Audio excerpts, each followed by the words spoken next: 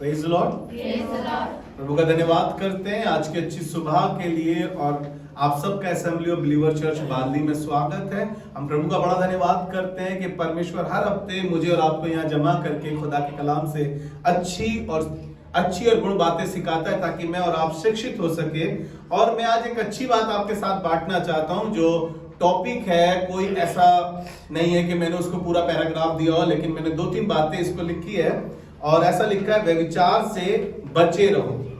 व्यभिचार से बचे रहो और दूसरा है व्यभिचार से भागो और तीसरी बात लिखी है व्यभिचार से सावधान रहो।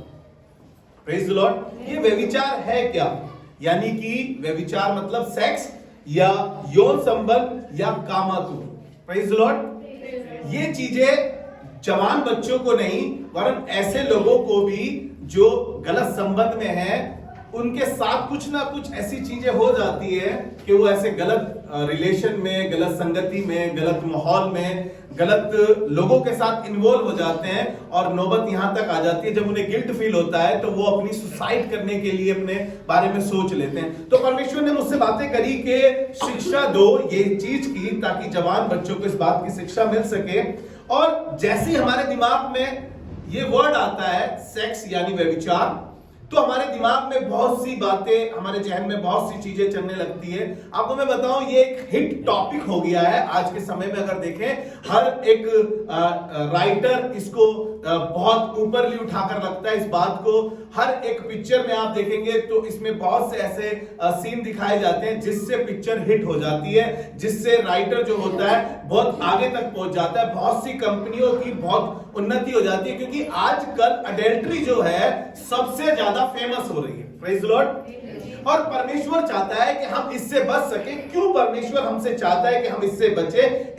इन जद्दोजहद से, इन गंदे कामों से परमेश्वर हमें क्यों बचाना चाहता है? क्योंकि निर्गमन जब हम पढ़ते हैं, निर्गमन की पुस्तक उसका 20 अध्याय जब हम पढ़ते हैं उसके 14 पद में परमेश्वर ने एक खूबसूरत बात लिखी है। जब मूसा परमेश्वर के साथ 40 दिन और 40 रात परमेश्वर के साथ पहाड़ पर था और परमेश्वर ने उसको 10 आज्ञाएं दी थी, उसमें से एक आज्ञा ये भी थी और लिखा है 14 पद में कि तू व्यभिचार ना करना। परमेश्वर ने हमें यह आज्ञा दी थी व्यभिचार ना करना, लेकिन मनुष्य अगर आप देखेंगे सबसे ज्यादा अगर कुछ करता है तो वो व्यभिचार में फंस जाता है। शैतान का सबसे बड़ा हथकंडा है व्यभिचार में फंसाकर, आपको गिल्ट में लाकर, आपका सुसाइड पॉइंट बनवाकर, आपको सुसाइड पॉइंट पे खड़ा कराकर आपकी सुसाइड करा दे ताकि आप परमेश्वर की महिमा से, आप परमेश्वर के प्रेम से वंचित हो जाएं। और परमेश्वर ने पहले ही हमें सचेत किया था उन 10 आज्ञाओं से कि तू व्यभिचार ना करना। Praise the Lord. हमें इन चीजों से बचे रहने के लिए क्यों परमेश्वर कहता है? जब मैं इसको लिख रहा था तो मैंने एक जगह निकाल कर पढ़ा इसको, ये कैसे इंसान व्यभिचार में फंसता है या व्यभिचार क्या है। क्या व्यभिचार है? व्यभिचार है यदि पति किसी और स्त्री के साथ संबंध करता है या हम बिस्तर होता है या वो उसके साथ सेक्स करता है, यह व्यभिचार कहलाता है। या एक जवान बच्चा या एक जवान स्त्री या जवान लड़की किसी से शादी से पहले कोई रिलेशन बनाती है, ऐसे संबंध बनाती है, वो व्यभिचार होता है। और परमेश्वर कतई नहीं चाहता है कि हम ये काम करें, क्योंकि बाइबल क्या बताती है? अगर मेरे साथ आप पढ़ें इब्रानियों की पत्री उसका 13वां अध्याय और उसके 4थे पद में परमेश्वर ने इस तरीके से लिखा है, विवाह सब में आदर की बात समझी, विवाह सब में आदर की बात समझी जाए और विवाह बिछोना निष्कलंक रहे, और विवाह बिछोना निष्कलंक रहे। शादी से पहले कोई भी ऐसे काम आप ना करें, क्योंकि आगे और लिखा है कि पढ़े, क्योंकि परमेश्वर व्यभिचारियों और परस्त्रीगामियों का न्याय करेगा। परमेश्वर व्यभिचारियों का और परस्त्रीगामियों का न्याय करेगा। ध्यान से सुनिएगा, आप न्याय सिंहासन के सामने खड़े होंगे और परमेश्वर आपको कहना चाहता है, जवान बच्चों मुश्किल है लेकिन समझना आपके लिए है कि हम इन चीजों से सचेत रहें। आपको बहुत से जवान लड़के ऐसे मिलेंगे, लड़कियों में आपको बता रहा हूं, ऐसे बहुत से जवान लड़के मिलेंगे जो आपको चांद सितारे तोड़ने की कस्में दे देंगे, वायदे कर देंगे, मैं तुम्हारे लिए जान तक दे दूंगा, मैं ये कर दूंगा। वो किसी भी हद तक पहुंच सकते हैं आपके शरीर को पाने के लिए। वो आपको भगा देंगे, फुसला देंगे और आपको मालूम है आगे चलकर वो आपको भ्रष्ट करना चाहते हैं। लेकिन आपको पता है जवान बच्चे इसी एडल्ट्री में पड़ जाते हैं और फिर परमेश्वर की महिमा से वरन परमेश्वर से भी रहित हो जाते हैं, दूर हो जाते हैं, खुदा की खिदमत नहीं कर पाते, खुदा के काम नहीं कर पाते, क्योंकि हमारे जीवन में इतना गंदा है। और बाइबल में लिखा है, मेरे साथ निकालिए एक पद और पढ़ें, थोड़ा सा इस विषय में थोड़ा सा आगे और चर्चा करेंगे। अभी पहला कुरिन्थियों उसका 7वां अध्याय, अगर उसके पहले पद से हम पढ़ते हैं, यहाँ पे कुछ विधवाओं के बारे में लिखा है, कुछ अविवाहितों के बारे में लिखा है, और परमेश्वर मुझे और आपको बताना चाह रहा है कि देखो बेटा, इन चीजों से बचे रहना। अगर आपका विवाह हो गया है तो आप लोग भी ध्यान से सुनिए, अगर आपका विवाह अभी नहीं हुआ है तो वो लोग भी ध्यान से सुनिए। जी पढ़िए। उन बातों के विषय में जो तुमने लिखी, हाँ, यह अच्छा है कि पुरुष स्त्री को ना छुए, पुरुष स्त्री को ना छुए, परंतु व्यभिचार के डर से हर एक पुरुष की पत्नी और व्यभिचार के डर से, किसके डर से? व्यभिचार के डर से हर एक की पत्नी और हर एक स्त्री का पति हो। और हर एक स्त्री का पति। क्यों परमेश्वर कह रहा है? अगर तुम संयम नहीं कर पा रहे हो, अगर तुम्हारे में सेल्फ कंट्रोल की कोई बात नहीं है, अगर अब तुम्हें लग रहा है कि तुम जवान हो गए, तो परमेश्वर कह रहा है इससे अच्छा है कि तुम कामातुल करो, तुम अपने किसी के साथ गलत संबंध बनाओ। एक काम करो बेटा, ऐसा करो कि तुम अपने आप को रोके रखो, विवाह कर लो। मैं ये नहीं कह रहा हूं अब जाकर 18 साल की उम्र नहीं हुई, अभी पेरेंट्स कह नहीं रहे, अभी जवान बच्चों को लग रहा है कि अभी हम 12 साल के हैं, अब भैया ने कहा शादी कर लो। ना ना ना, मैं ये नहीं कह रहा हूं। जब तक आपकी शादी की उम्र नहीं हो रही, जब तक आपके लिए आपके घर वाले अच्छा रिश्ता नहीं ढूंढ रहे, अपने आप को रोके रखो। आगे और खूबसूरत बात लिखी है, जी पढ़े। पति अपनी पत्नी का हक पूरा करे, पति अपनी पत्नी का हक पूरा करे, और वैसे ही पत्नी भी अपने पति और वैसे ही पत्नी भी अपने पति। जी आगे। पत्नी को अपनी देह पर अधिकार नहीं, जी आगे। पर उसके पति का अधिकार है। हाँ, वैसे ही पति को भी अपनी देह पर अधिकार नहीं, परंतु पत्नी का। हाँ जी। तुम एक दूसरे से अलग ना रहो। देखिए क्यों कह रहा है परमेश्वर, पति पत्नी को कह रहा है कि तुम अलग ना रहो, परंतु केवल कुछ समय तक आपस की सहमति से। आपस की सहमति से अलग होने के लिए क्यों कह रहा है? जी पढ़े।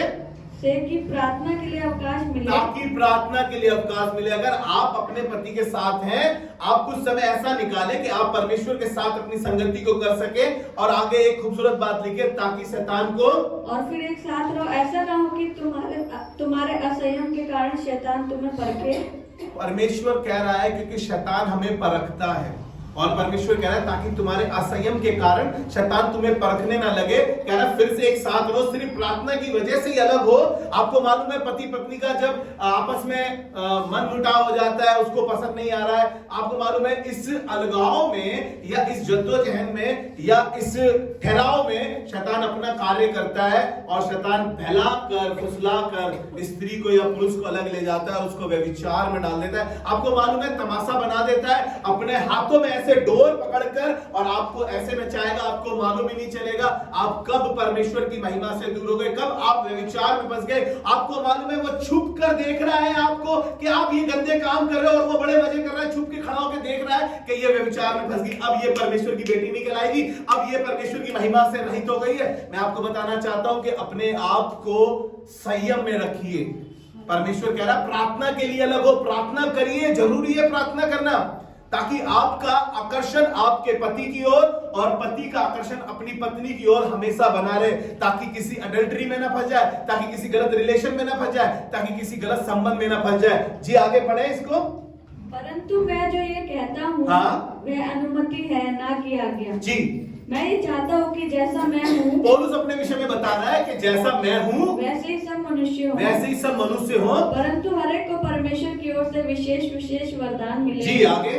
किसी को किसी प्रकार का और किसी को किसी प्रकार जी आगे। परंतु मैं अविवाहितों और विधवाओं के विषय में ध्यान से सुनिएगा, वो कह रहा है मैं अविवाहितों यानी कुंवारी लड़कियों के लिए और उनके लिए जिनके पति इस संसार में नहीं रहे, कह रहा है देखो मैं क्या कहता हूं उनके लिए, ये विषय में कहता हूँ कि उनके लिए ऐसा ही रहना अच्छा है। ऐसे ही रहना अच्छा है। कैसे? जैसे वो है, उसने शादी नहीं करी है, इसका मतलब वो कह रहा है कि मैं ऐसा ही हूं, अकेला हूं, इसलिए कह रहा है ताकि तुम किसी, जी पढ़े, परंतु यदि वे संयम ना कर सके, यदि कोई विडो हो और वो संयम ना रख सके इन चीजों पर, तो विवाह करे, तो विवाह कर, क्योंकि विवाह करना कामातुर रहने से भला है। विवाह करना कामातुर रहने से या व्यभिचार करने से भला है। मैं परमेश्वर का बड़ा धन्यवाद करता हूं। मैं एक हफ्ते पहले बात कर रहा था शुभम से कि मैंने कहा यार ये टॉपिक हमारे को कलीसिया में करना चाहिए या अलग से हम इसे कर लें यूथ के साथ? शुभम बोलता है कि भैया अच्छी बात है, शिक्षा मिलेगी। Praise the Lord. मैं प्रभु का धन्यवाद करता हूं कि परमेश्वर हमें चाहता है कि हम इन चीजों से दूर रहे। क्यों चाहता है परमेश्वर? आप मेरे साथ निकाल के पढ़ें। क्योंकि परमेश्वर ने हमें अपना मंदिर बनाया है और परमेश्वर नहीं चाहता कि कोई उसके मंदिर को खराब करे। पहला कुरिन्थियों उसका 6वां अध्याय निकाल लीजिए मेरे साथ। 4 से बचे रहो। मैंने क्या बोला कि आज हम सीखेंगे व्यभिचार से बचे रहो, व्यभिचार से भागो, व्यभिचार से सावधान रहो। मैं आज कुछ कैरेक्टर आपको दिखाऊंगा, कुछ बाइबल से बिब्लिकली ऐसी बातें दिखाऊंगा जिससे लोग भागे हैं अपने आप को बचाकर और सावधान रहे हैं। इसलिए मैं आपको बता रहा हूं, वो कह रहा है कि व्यभिचार से बचे रहो। जितने अन्य पाप मनुष्य करता है, ध्यान से सुनिएगा, जितने अन्य पाप मनुष्य करता है वे देह के बाहर करता है। आपको पता है, आप गाली दे रहे हो, आप चोरी कर रहे हो, आप देह के बाहर कर रहे हो। आपने किसी के साथ खिलाफत करी है, आप देह के बाहर कर रहे हो। लेकिन बाइबल क्या कह रही है कि व्यभिचार से बचे रहो, क्योंकि जितने पाप मनुष्य करता है वे देह के बाहर है। परंतु व्यभिचार करने वाला अपनी ही देह के विरुद्ध पाप करता है। परंतु व्यभिचार करने वाला अपनी ही देह के विरुद्ध पाप करता है। आप देखिए, आपने जो भी आज तक पाप किए होंगे, मुझे नहीं मालूम, मेरे भी गुनाह, आपके भी गुनाह आसमान में एक सीसीटीवी कैमरे के सामने चल रहे हैं, है ना। मैं बड़ा दूध का धुला नहीं हूं, मैं आपको अपनी बताऊं, लेकिन परमेश्वर का धन्यवाद करता हूं कि वो हमें माफ करने की सामर्थ और कुवत रखता है। मैं ये नहीं कह रहा हूं अगर आपसे पाप हो गया है तो परमेश्वर आपको नरक की आग में डाल देगा। आपने व्यभिचार किया है तो परमेश्वर आपको आपका खात्मा कर देगा, आपके परिवार को खत्म कर देगा। लेकिन आपको ये बता रहा हूं, अगर आप मन फिरा के लौट आएंगे तो आसमान का खुदा आपको माफ कर देगा। हालेलुया। पढ़े, आगे पढ़े जी, आगे पढ़े। क्या तुम नहीं जानते कि तुम्हारी देह पवित्र आत्मा का मंदिर है? क्या तुम नहीं जानते तुम्हारी देह पवित्र आत्मा का मंदिर है? इसलिए कह रहा है कि वो देह के विरुद्ध पाप करता है जब वो व्यभिचार करता है। तो कह रहा है कि तुम नहीं जानते कि तुम्हारी देह परमेश्वर का मंदिर है और परमेश्वर का आत्मा जो तुम में बसा हुआ और जो तुम में बसा हुआ है और परमेश्वर की ओर से मिला और है, परमेश्वर की ओर से मिला है, और तुम अपने नहीं हो, दाम देकर मोल लिए गए हो। Praise the Lord. परमेश्वर ये कह रहा है कि आप इन चीजों से भागिए, बचिए। ये संसार इतना अट्रैक्टिव है, ये लोग इतने खराब हैं, शैतान ने अपना ऐसा जाल बिछाया हुआ है। क्योंकि बाइबल क्या कहती है, इस संसार का हाकिम, आपको मालूम है शैतान इस संसार में अपनी राज्य अलग से बना रहा है और वो लोगों को परमेश्वर के राज्य से निकाल कर अपने राज्य में ला रहा है। यही गंदे काम करा के, वही गंदी वीडियोस दिखा के, वही गंदे रिलेशन बनवा के, शादी के बाद गलत रिलेशन बनवा के परमेश्वर की महिमा से रहित कराना चाहता है। जवान बच्चों को ऐसी अडल्टरी चीजों में घुसा रहा है, ऐसे गंदे काम करा रहा है ताकि वो परमेश्वर को ना जाने और वो परमेश्वर का मंदिर ना बने रहे। परमेश्वर का मंदिर वो खराब करना चाह रहा है। अगर आप पढ़ें इसके 6 अध्याय के 13वें पद को पढ़ेंगे, ऊपर से पढ़ाऊंगा आपको, आगे और खूबसूरत बात लिखी थी तो मैंने सोचा इसको बाद में पढ़ के देखेंगे जी। वहां पे ऐसा लिखा है, परंतु भोजन पेट के लिए, पेट भोजन के लिए और पेट भोजन के लिए जी। परंतु परमेश्वर इसको और उसको दोनों को नष्ट करेगा। परंतु देह व्यभिचार के लिए नहीं, ध्यान से सुनिएगा, देह जो है, शरीर जो है, व्यभिचार के लिए नहीं, वरन प्रभु के लिए है। प्रभु के लिए। प्रभु तेरा धन्यवाद। और प्रभु देह के लिए। हालेलुया। हम परमेश्वर के लिए और परमेश्वर हमारे लिए है। क्यों? क्योंकि कल हमने मीटिंग में सीखा, जब ब्रदर शुभम इस बात को बता रहे थे कि परमेश्वर ने अपने नथनों की सांस हमें फूकी है, परमेश्वर ने हमें अपने स्वरूप में बनाया है। हम परमेश्वर की वो देह है जिसे खुद परमेश्वर ने अपने हाथों से बनाया है। परमेश्वर, बाइबल बताती है कि उनमें चलता फिरता और वास करता है। ये 15। क्या तुम नहीं जानते कि तुम्हारी देह मसीह के अंग है? क्या तुम नहीं जानते कि तुम्हारी देह मसीह के अंग है? तो क्या मैं मसीह के अंग लेकर उन्हें वैश्या के अंग बनाऊं? क्या तुम उन्हें मसीह के अंगों को वैश्या के अंग बनाओगे? कदापि नहीं। यहां पर एक ठहराव हो गया। क्या तुम मसीह के अंगों को वैश्या के अंग बनाओगे? मालूम आगे क्या लिखा है, क्योंकि जो वैश्या के साथ संगति करता है वो उसके साथ एक तन हो जाता है। आपको मालूम है, एक बड़ा सेवक एक वैश्या के चक्कर में फंस गया। आपने बाइबल में पढ़ा है, न्यायियों की पुस्तक में, अगर 13वें अध्याय से उसके विषय में पढ़ने शुरू करते हैं, बड़ा ताकतवर है, बड़ा जोरावर है, सिमसोन इसका नाम है और इसको बार बार प्यार होता है, बार बार गिरता है और परमेश्वर इसको समझा रहा है किसी किसी तरीके से। एक बार इसने क्या करा, एक वेश्या के चक्कर में फंस गया, दलीला उसका नाम। निकालिए 13वां अध्याय, निकालिए न्यायों की पुस्तक से। ये एक वेश्या के चक्कर में फंस गया और इसने जो अभिषेक इसका था, जो सामर्थ इसके पास थी, जो परमेश्वर का आत्मा इसके साथ चलता था, आपको मालूम है ये एक ही बार में हजारों को मार दिया करता था। इसने एक गधे के जबड़े की, मरे हुए गधे के जबड़े की हड्डी से हजारों को मार दिया था। ये इतना जोरावर था, इतना ताकतवर था, लेकिन इसने अपने आप को क्या किया, बिल्कुल उस वेश्या के वश में कर दिया। इसकी माता, अगर इसके माता पिता के बारे में पढ़ें तो इसकी माता जो थी वो एक बांझ औरत थी। निकालिए जल्दी से 13वां अध्याय, उसके पहली लाइन से पढ़ें। इजराइलियों ने फिर यहोवा की दृष्टि में बुरा किया, हाँ। इसलिए यहोवा ने उसको फलिस्तियों के वश में 40 वर्ष के लिए रखा। 40 वर्ष के लिए खुदा के लोगों ने ऐसा गुनाह किया और परमेश्वर ने उन्हें फलिस्तियों के हाथ में कर दिया। दानियों के कुल का सोरावासी मानो नामक एक सोरावासी नामक एक व्यक्ति था। उसकी पत्नी बांझ थी और परमेश्वर ने उसकी सुधि ली, उससे बातें करी। स्वर्गदूत ने आके, उसने जाकर अपने पति को ये सब बातें बताई कि परमेश्वर के दूत आया था, उसने मुझसे बातें करी है कि देख तेरा बेटा होगा, उसके सर पे कभी छुराना फिरवाना, वो परमेश्वर का नाजिर होगा और वो परमेश्वर की कौम को इस 40 साल की गुलामी से रिहाई बख्शेगा। परमेश्वर ने एक इंतजाम किया था, इस तरीके का इंतजाम था ये। और ये व्यक्ति जिसका नाम सिमसोन रखा गया, ये बड़ा कद्दावर था, बड़ा जोरावर था। इसने एक दिन शेर को मार दिया। इसने एक दिन शेर को मार के लोगों से एक पहेली को पूछ लिया और पहेली से पूछकर इसने एक दिन शेर को मारकर उसमें से मधु के छत्ते में से मीठा पिया। मैं आज वो जिक्र नहीं करना चाह रहा हूं कि ये कितना जोरावर था, कितना पहलवान था, कितना बॉडी बिल्डर था, लेकिन आपको आज ये बताना चाहता हूं कि ये व्यक्ति परमेश्वर की महिमा को तुच्छ समझने लगा और जाके बार बार पाप में रहा था, गुनाह में गिर रहा था। और एक दिन ये दलीला एक वेश्या के वश में हो गया और उस वेश्या ने इससे उसके ताकत का राज पूछ लिया। वो इसको घात करना चाहते थे। फलिस्तियों को मालूम चला सिमसोन बड़ा जोरावर है, अब सिमसोन को कैसे घात किया जाए, वो मालूम चला कि ये दलीला के मोहब्बत में फंस गया है। अब इसने अपना यश दलीला के उसमें खो दिया, अपने उसकी गोद में जाके लेट गया है। वो उसको बहला रही है, फुसला रही है, कह रही है तेरी ताकत का राज मुझे बता दे। तेरी ताकत का क्या राज है, तू मुझसे प्यार नहीं करता, मुझे बता दे। उसने झूठ बोल दिया कि मुझे कुछ तातों से बांध दो, जो कभी कहीं ना बंधी हो तो मेरा सारा जोर चला जाएगा। उसने ऐसा करके देखा, लेकिन वो उठा, उसने वो ताकतें तोड़ डाली। वो कहने लगी क्या तू मुझसे मोहब्बत नहीं करता, क्या तू मुझसे प्यार नहीं करता। फुसला रही है, उसके कानों में आके नखरे दिखा रही है उसको। मालूम है इसने फिर कहा कि मुझे ऐसी रस्सियों से बांध दिया जाए जो कभी यूज ना हुई हो। आपको मालूम है फिर उसने कहा देख पलस्ती तेरी घात में। वो फिर उठा, उसने रस्सियों को आराम से तोड़ दिया। आपको मालूम है वो फिर नाराज हुई, फिर से उसने कहा मुझे बता तेरी ताकत का क्या राज है।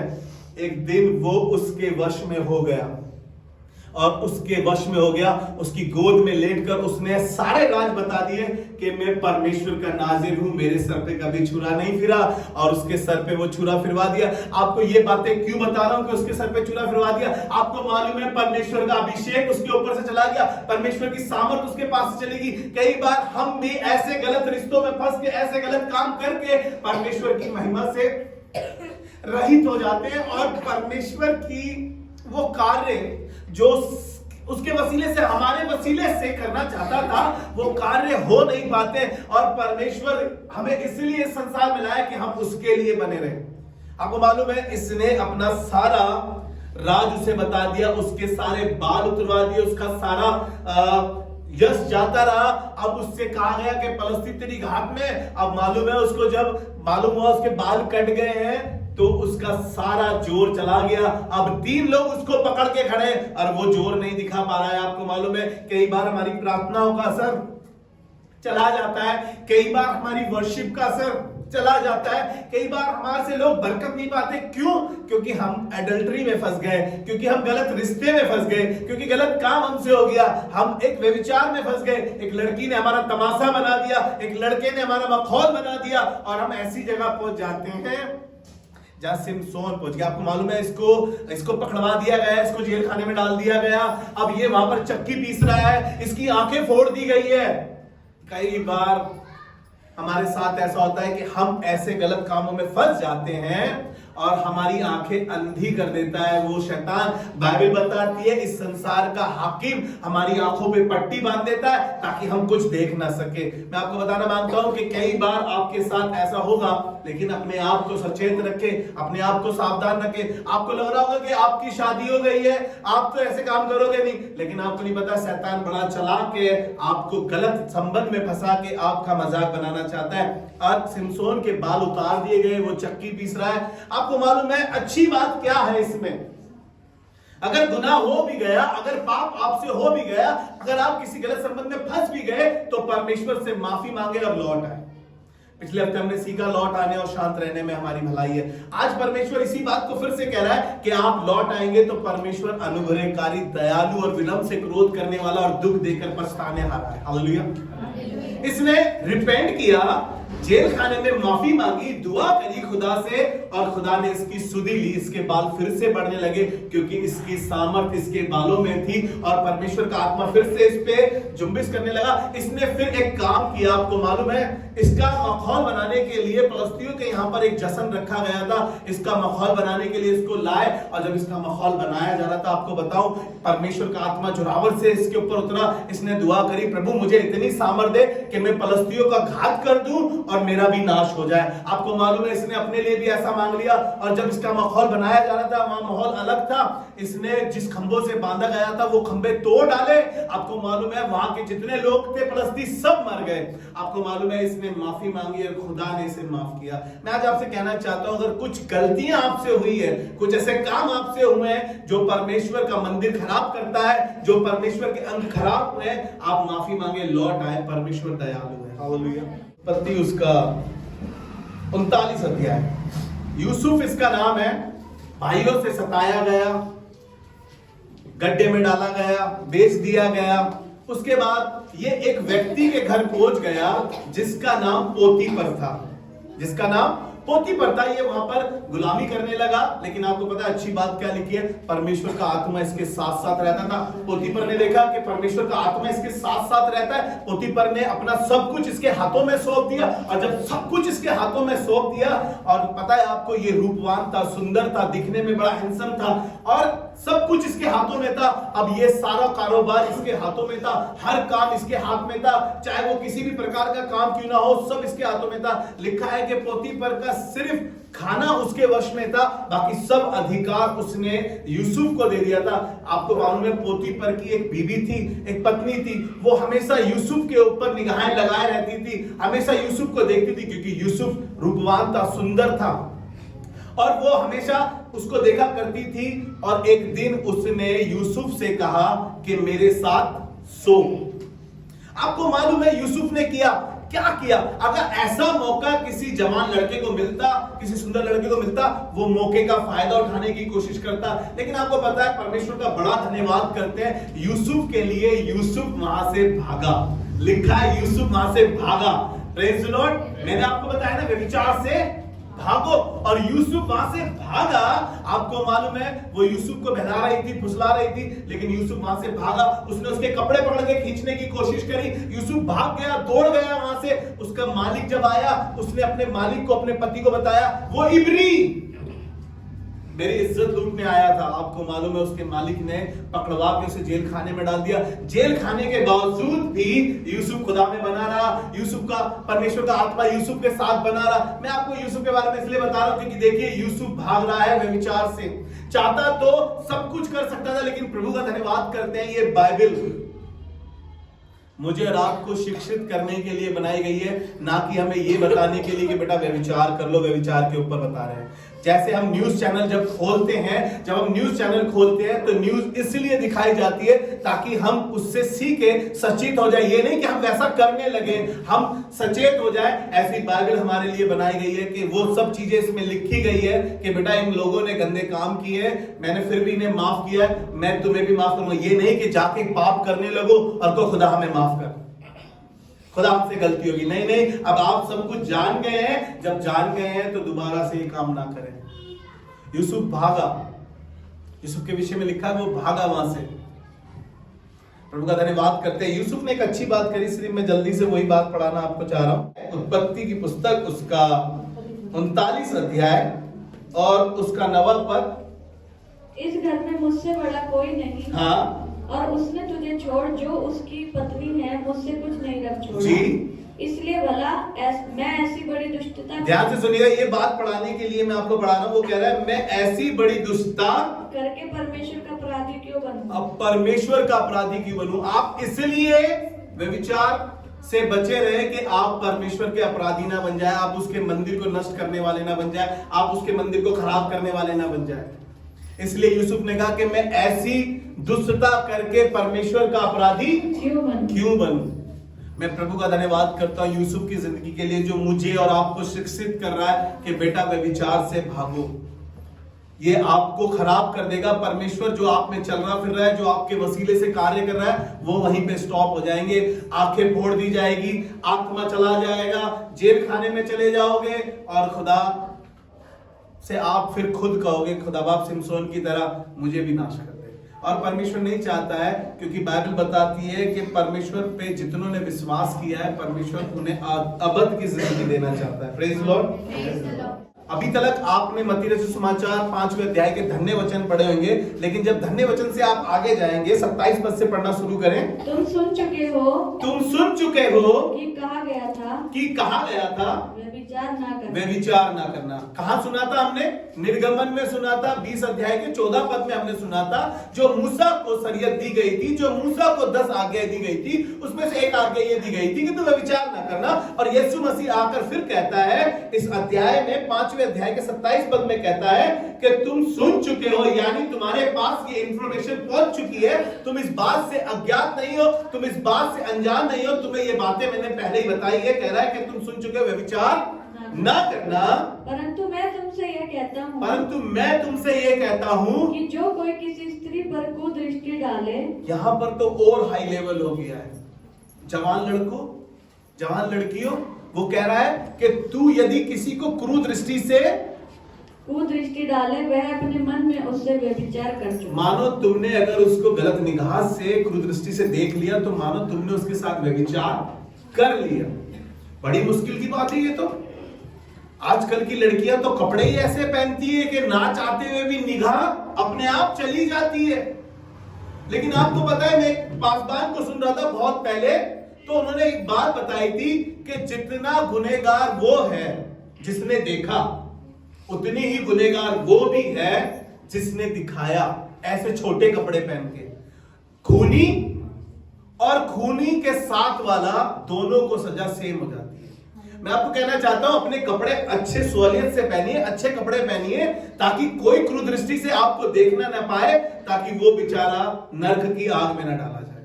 क्योंकि बाइबल बता रही है यदि तू अपनी आंखों को से क्रूरदृष्टि करता है, जी पढ़े आगे जल्दी से। यदि तेरी दाहिनी आंख तुझे ठोकर खिलाए तो उसे निकाल फेंक दे, ताकि तेरा सारा शरीर नरक की आग में ना डाला जाए।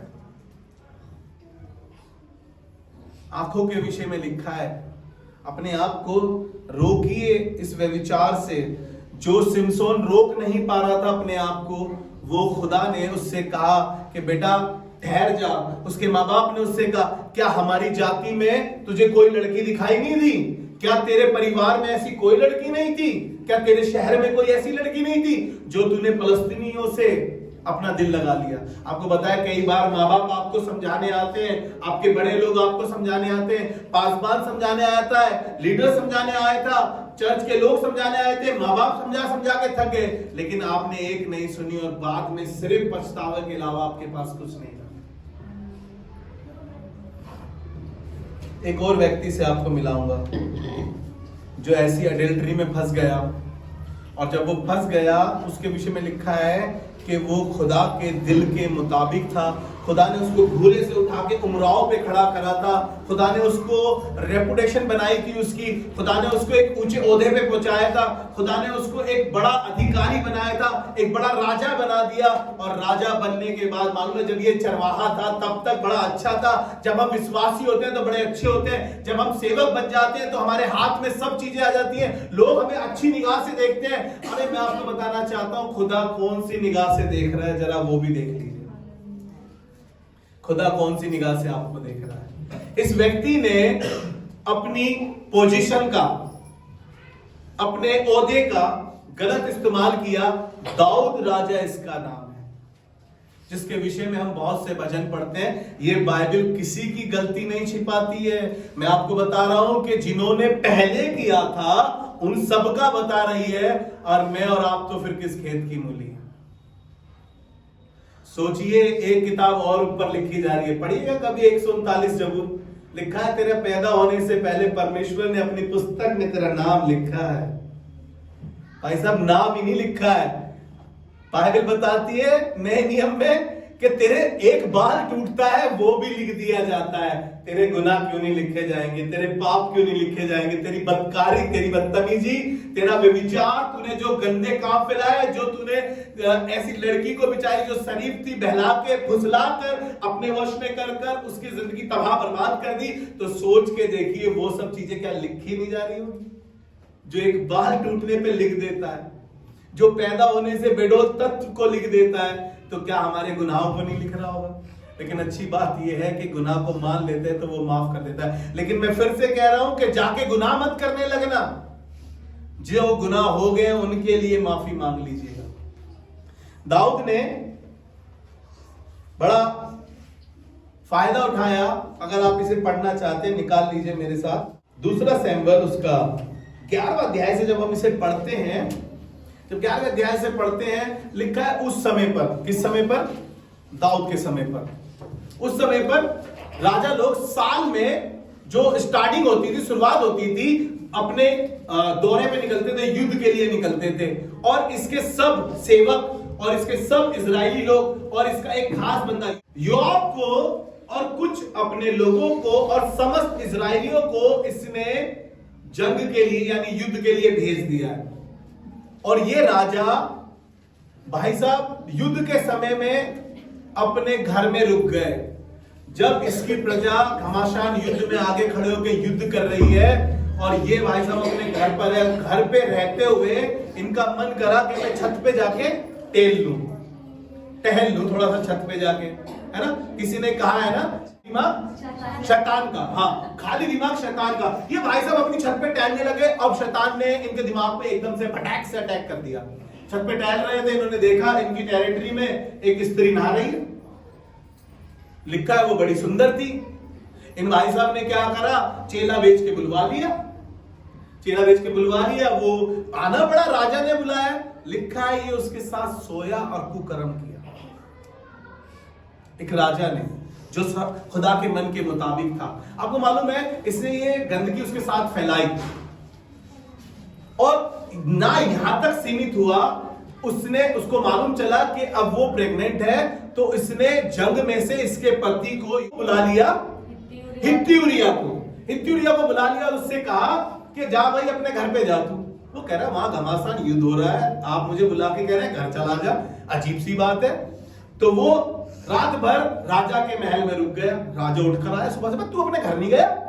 उसने कहा मां घमासान युद्ध चल रहा है, मेरे लोग झोपड़ियों में रह रहे हैं, मेरे लोग जंग में हैं, और मैं किस तरीके से अपने घर जाऊं और खाना पीना खाऊं और अपनी बीवी के साथ एंजॉय करूं? ना ना ना ना, मैं नहीं जाता। उन्होंने कहा ठीक है। उन्होंने रात भर फिर पिलाया उसको, खूब पिलाया। राजा दाऊद ने खूब पिलाया उसको, पिला के कहा जा अपने घर जा। वो फिर नहीं गया अपने घर। फिर उसने अपने सेवक को बुलाया, किसको? योआब।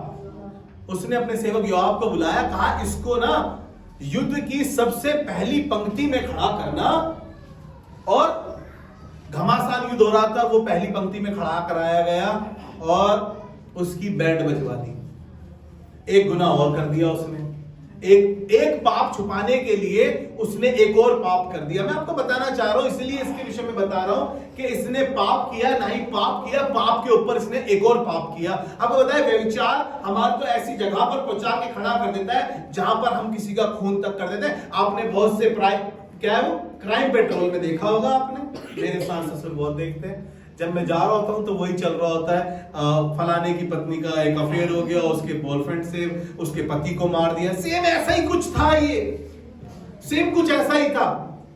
इसने एक एक्स्ट्रा अफेयर कर लिया दाऊद ने और उसके पति को मरवा दिया। आज की सनसनी खबर, उस समय पे कोई ऐसा था नहीं ना बोलने वाला, आज की सनसनी खबर और राजा दाऊद ने ऐसा किया, उसको बुलाकर वहां पर खड़ा करके उसको पहली पंक्ति में खड़ा कराया और उसकी पत्नी को प्रेग्नेंट किया, और वो देखिए एकदम से पहली पंक्ति में था, उसका नाश हो गया, वो मर गया, पुलिस ले गई उठा के। ऐसा कुछ नहीं है, वहां पर ऐसा कुछ नहीं हुआ। लेकिन आपको पता है खुदावंद इंसाफ करने वाला खुदा है। खुदा ने 12वें अध्याय में एक व्यक्ति को चुना, नातान नबी उसका नाम था। नातान नबी को बुलाया गया, नातान नबी से परमेश्वर ने बातें करी और परमेश्वर को बोला दाऊद से बातें कर। पता नहीं आपके पास कौन दाऊद आ जाए, आप उसकी बात को मान लीजिएगा, अपने मन को कठोर ना कर लीजिएगा। बार बार आप अपने घर जाके पढ़िएगा अच्छे से, मैं आपको बता रहा हूं, उसको पढ़ेंगे आपको कहानी का सारांश समझ में आएगा। उसने नातान ने दाऊद को एक कहानी सुनाई, कहने लगा कि एक अमीर था, एक गरीब था, एक की बहुत सारी गाय बैल थे और लेकिन एक की सिर्फ बेचारी एक छोटी सी बच्चियां थी। उसने कहा अच्छा, फिर उसने कहा, उसने भोज पे बुलाया था, उसने अपनी इतनी ढेर सारी गाय बैलों में से किसी को बलि करके भोज नहीं करा, उसकी बेचारी बच्ची को काट के भोज कर दिया। दाऊद को लिखा है बड़ा क्रोध आया। 5वां पद पढ़ दीजिए जल्दी से। लिखा है दाऊद को बड़ा क्रोध आया और दाऊद बोला, तब दाऊद का कोप उस मनुष्य पर बहुत भड़का, उस मनुष्य पे बहुत भड़का, और उसने नातान से कहा, यहोवा के जीवन की शपथ, यहोवा के जीवन की शपथ, जिस मनुष्य ने ऐसा काम किया है, हाँ, वह प्राण दंड के योग्य वह प्राण दंड के योग्य है। किसने कहा? जिसने ये सब कुछ किया था, वही कह रहा है प्राण दंड के योग्य है। अब मालूम है फिर नातान ने क्या कहा? नातान ने दाऊद से, तब नातान ने दाऊद से कहा, सुनिएगा ये स्टेटमेंट सुनिएगा, बड़ा अच्छा है। तब परमेश्वर के खादिम ने दाऊद से डायरेक्ट रूबरू कह दिया। कई बार हम डरते हैं यार, कैसे कहें इससे यार, अब इससे कह देंगे, ये कहेगा कि बताओ तुझे कैसे पता चला, तू पहले मुझे बता तुझे किसने बताया। फिर वो जाकर उससे लड़ेगा, फिर वो जाकर उससे लड़ेगा। यहां पर ये नातान निडर खड़ा हुआ और नातान ने दाऊद से निडर होकर कहा, तू ही वह मनुष्य मेरे भाई, तूने ही ये व्यभिचार किया है, तूने ये गंदा काम किया है। वो तेरी मेज से खाते थे, तेरी बच्ची की तरह थी। आप आगे पढ़ेंगे, लिखा है तेरी बच्ची की तरह थी और तूने ऐसा गलत काम करा, उसके पति तक को मरवा दिया।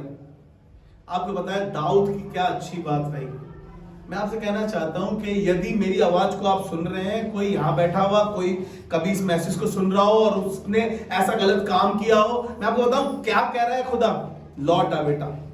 दाऊद ने रिपेंट किया, लिखा है दाऊद ने रिपेंट किया। अगर आप 13वें पद से पढ़ेंगे तब दाऊद परमेश्वर के आगे गिड़गिड़ाया और घुटने टेका। इससे पहले अगर आप पढ़ेंगे, ये प्रेग्नेंट थी, परमेश्वर ने नातान के द्वारा उससे बातें करी थी। आपको मालूम है जो बच्चा व्यभिचार से पैदा हुआ था वो जीवित ना रहा, वो मर गया। दाऊद ने बड़ा उपवास किया, गिड़गिड़ाया, परमेश्वर से माफी मांगी, कह रहा ये बच्चा किसी तरीके से बच जाए, भूखा रहा, लेकिन आपको पता है वो बच्चा नहीं बचा क्योंकि वो व्यभिचार से उत्पन्न हुआ। मैंने यहोवा के विरुद्ध पाप किया है। किसके विरुद्ध? क्योंकि हम अपनी देह के विरुद्ध पाप करते हैं। वो कह रहा है मैंने यहोवा के विरुद्ध पाप किया है। तुम नहीं जानते कि तुम परमेश्वर का मंदिर और परमेश्वर का आत्मा तुम में वास करता है, क्या तुम अपने अंग को वेश्या के अंग बनाओगे? और नातान ने खड़े होकर क्या कहा? रिपेंट करते हुए कह रहा है कि मैंने यहोवा के विरुद्ध में पाप किया है। दाऊद ने कहा मैंने यहोवा के विरुद्ध में पाप किया है। जी आगे बढ़े। नातान ने दाऊद से कहा, नातान ने दाऊद से कहा, यहोवा ने तेरे पाप को दूर किया, यहोवा ने तेरे पाप दूर किए क्योंकि तूने क्षमा मांग ली। भजन 51 पढ़िएगा, उसमें उसने रिपेंट का अपना पूरा चिट्ठा लिखा। कह रहा मुझे जूफा से धो के शुद्ध कर दे कि मैं हिम से भी अधिक श्वेत हो जाऊं। मेरे गुनाहों को धो डाल, अपनी पीठ तले फेंक दे। कह रहा है मैं फिर से ये गुनाह ना करूं, मुझे अपना उद्धार आत्मा फिर से दे। हालेलुया। दाऊद ने रिपेंट करा। मैं आपसे फिर कह रहा हूं, आपसे अगर गुनाह हुए हैं, पाप हुए हैं, तो आज अपने गुनाहों को, अपने पापों को मान लीजिए और खुदा सक्षम है आपको माफ करने में, आपको क्षमा करना चाहता हूं। जवान बच्चों, पुरुष व्यक्ति कुछ भी बातें कहकर आपको बहला फुसला देगा, किसी तरीके से आपके ऊपर अपना प्रभाव छोड़ दे और जो चाहता है वो कर सके।